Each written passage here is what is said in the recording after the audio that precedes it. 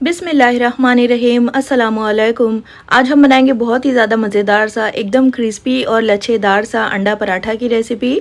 आप इसको ब्रेकफास्ट के लिए बना सकते हो, बच्चों के लंच बॉक्स के लिए बना सकते हो। बहुत ही ज़्यादा ज़बरदस्त रेसिपी है, बहुत ही मज़े का और बहुत ही ज़्यादा हेल्दी ये पराठा बनकर तैयार होता है।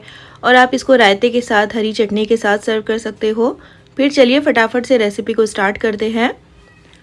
तो पराठे बनाने के लिए सबसे पहले एक बड़ी सी प्लेट में मैं 3 कप यानी कि 500 ग्राम मैदा ले रही हूँ। आप यहाँ पर चाहो तो मैदे के बजाय गेहूं के आटे का इस्तेमाल कर सकते हो। इसमें हम आधा टीस्पून या फिर टेस्ट के हिसाब से डालेंगे नमक, और इसमें हल्का गर्म पानी डाल करके हम इसको अच्छी तरह से गूंद लेंगे। तो पानी जो है नीम गर्म होना चाहिए, बहुत ज़्यादा गर्म पानी का आपने यहाँ पर इस्तेमाल नहीं करना है। और पानी जो है थोड़ा थोड़ा करके डालिएगा, एक साथ बहुत सारा पानी डालने से जो हमारा डो है वो बहुत ज़्यादा लूज़ हो सकता है। अब देखिए अच्छी तरह से मैंने इसको 4 से 5 मिनट तक मसल कर गूंद लिया है। अब हम इसके ऊपर तेल लगाएंगे अच्छी तरह से, ताकि इसके ऊपर की लेयर ड्राई ना हो। और इसको कवर कर 15 से 20 मिनट के लिए रख देंगे एक साइड पे, जिससे कि डो जो है हमारा अच्छी तरह से सेट हो जाएगा। अब यहाँ पर देखिए तकरीबन 15 मिनट हुए हैं इसको रखे हुए, और डो जो है काफ़ी अच्छी तरह से सॉफ्ट हो गया है। अब हम इसके पेड़े कट कर लेंगे। तो 500 ग्राम मैदे में तकरीबन यहाँ पर मैं 5 पराठे बनाकर तैयार करूँगी। मैं यहाँ पर मीडियम साइज़ के पराठे बना रही हूँ। अगर आप छोटे पराठे बनाना चाहते हो तो 6 से 7 पराठे भी आप इसमें बना सकते हो। अब एक एक पेड़ा हम इस तरह से उठाएंगे, इसको अच्छी तरह से राउंड कर लेंगे, देखिए इस तरह से। और सारे पेड़ों को हमें इस तरह से राउंड करके स्मूथ करके रख लेना है, जिससे कि ये जो पेड़े हैं बहुत अच्छी तरह से सॉफ्ट हो जाएंगे, तो इसको बेलने में आसानी होगी। और सारे पेड़ों को देखिए मैंने बना लिया है। अब हम इसको रखते हैं एक साइड में 5 से 10 मिनट के लिए, और उसके बाद हम इसको बेलेंगे। तो एक पेड़ा उठा करके इस तरह से थोड़ा सा मैदा डस्ट कर लीजिएगा, और इसको जितना पतला हो सके उतना पतला बेल लीजिएगा। शेप की यहाँ पर आपने परवाह नहीं करनी है, बस अच्छी तरह से इसको बिल्कुल पतला सा बेल लीजिए, देखिए इस तरह से। अब इसके ऊपर मैं थोड़ा सा मेल्टेड घी लगा रही हूँ, तो यहाँ पर आप घी का ही इस्तेमाल कीजिएगा। तो पराठे बहुत ही ज़्यादा खस्ता और मज़े के बनकर तैयार होंगे, तेल का इस्तेमाल मत कीजिएगा। और ये जो घी मैं इस्तेमाल कर रही हूँ ये देसी घी है। अच्छी तरह से पराठे के ऊपर घी को लगा दीजिए, और इसके ऊपर हम थोड़ा थोड़ा सा सूखा मैदा स्प्रिंकल कर देंगे, जिससे कि लेयर्स बहुत अच्छी तरह से बनेंगी पराठे के अंदर। और इसके ऊपर मैं थोड़ा सा कलौंजी इस तरह से स्प्रिंकल कर रही हूँ। आप इसकी बजाय चाहो तो काले तिल का इस्तेमाल कर सकते हो। अब पराठे को हम एक तरफ से इस तरह से फोल्ड करते जाएंगे, तो आपने इसको इसी तरह से टाइटली फोल्ड करते जाना है। इस तरह से फोल्ड करने से पराठे में लेयर्स बहुत अच्छी तरह से बनेगी।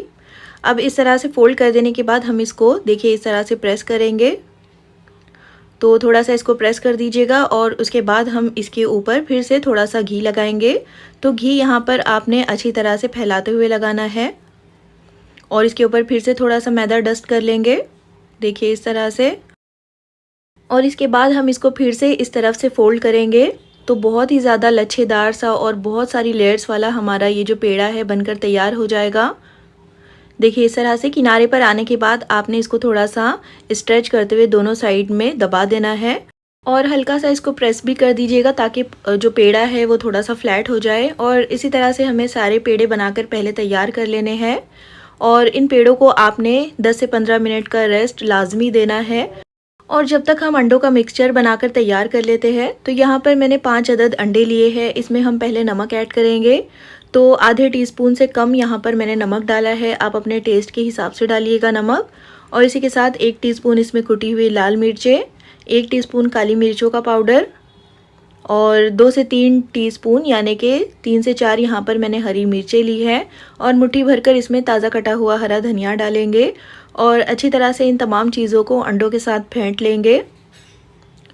और अंडों में मैंने मिर्चें थोड़ी सी ज़्यादा डाली है। अगर आप बच्चों के लिए बना रहे हो तो फिर मिर्चों की क्वांटिटी को थोड़ा सा कम कर लीजिएगा। अब देखिए अच्छी तरह से मैंने अंडों को फेंट लिया है, अंडों का मिक्सचर बनकर तैयार हो गया है। तो अब हम चलते हैं पराठों को बेलने की तरफ। तो यहाँ पर पेड़ों को भी रखे हुए तकरीबन 10 से 15 मिनट हो गए हैं। अब हम क्या करेंगे कि एक पेड़ा इस तरह से उठाएंगे, और बाकी के पेड़ों को फिर से कवर कर दीजिएगा, वरना फिर ये ड्राई हो सकती है, इनके ऊपर की लेयर ड्राई हो सकती है।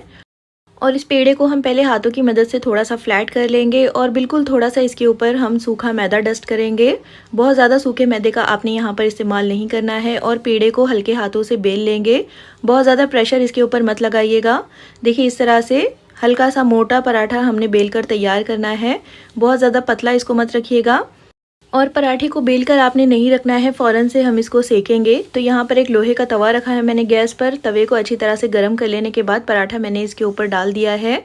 कुछ देर के लिए पराठे को सिकने देंगे लो टू मीडियम फ्लेम पर। और जब कुछ देर के बाद पराठा इस तरह से ड्राई हो जाएगा तो हम इसको पलट देंगे। और पलट करके भी हमें इसको लो टू मीडियम फ्लेम पर ही सिकने देना है, क्योंकि हमें इस पराठे को क्रिस्पी बनाना है।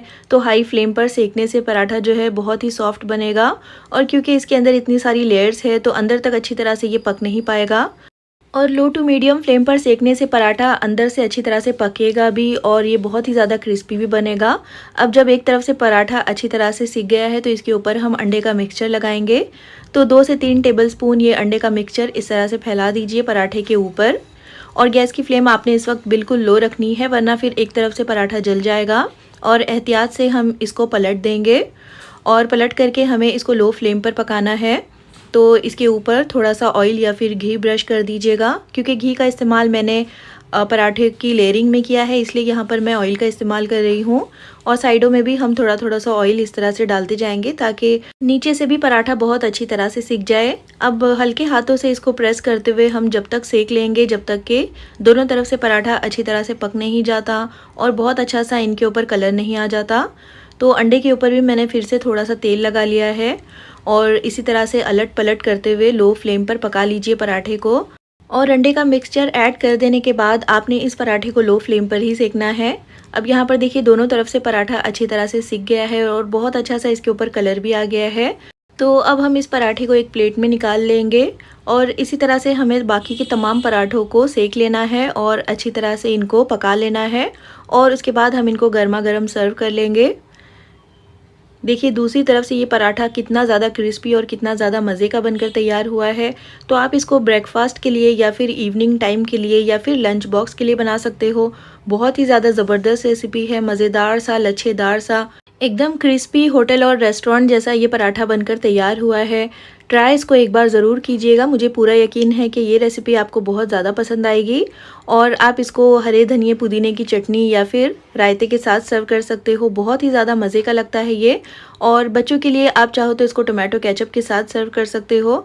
तो ट्राई ज़रूर कीजिएगा, और अगर रेसिपी पसंद आती है तो प्लीज़ इसको लाइक और चैनल को सब्सक्राइब करना बिल्कुल भी मत भूलिएगा।